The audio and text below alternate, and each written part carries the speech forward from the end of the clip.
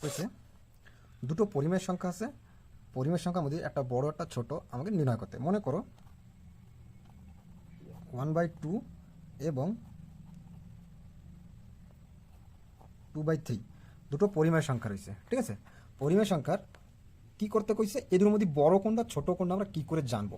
তো সাধারণত এইসব প্রশ্ন করার জন্য কি দেখো, এই উপরেরটারে কয় কি কয় লব লব, আর তলাটারে কি কয় হর হর। তো এর প্রথম 6 লসাগু যদি না যায় দুটোরে গুণ করে দিতে হবে।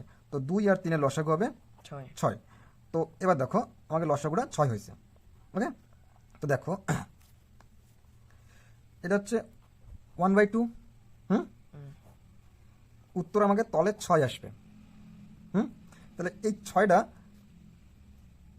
এই 2 দিয়ে ভাগ করতে পারবো, ভাগ করলে কত বেরোবে 3 3। সেই 3টা আমরা তলে গুণ করব, হুম।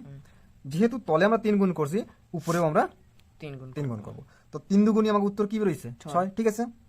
আর 3 এককে 3 3, উপরে এত বেরোছে, ঠিক আছে। ঠিক এরকম এটার সাথে আমরা যা যা করছি এটার সাথে তাই তাই করবো, ঠিক আছে। কিরকম 2/3 ইন্টু, ঠিক আছে। এবার উত্তর আমাকে তলে 6 আসবে।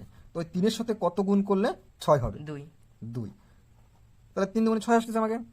ঠিক যেহেতু তলে আমরা 2 গুণ করছি, উপরেও আমরা 2 গুণ 2 গুণ করব, ঠিক আছে। তাহলে 2 2 4 4। তো উত্তর একটা বেরোইছে 3/6, একটা বেরোইছে 4/6, 6 ঠিক আছে। এবার দেখো তলা দুটো সেম আছে, এরকম করার পরে উপরে যার বড় থাকবে সেটাই হচ্ছে বড় বড়, ঠিক আছে। তো এইটা হচ্ছে বড়। এটা উপরে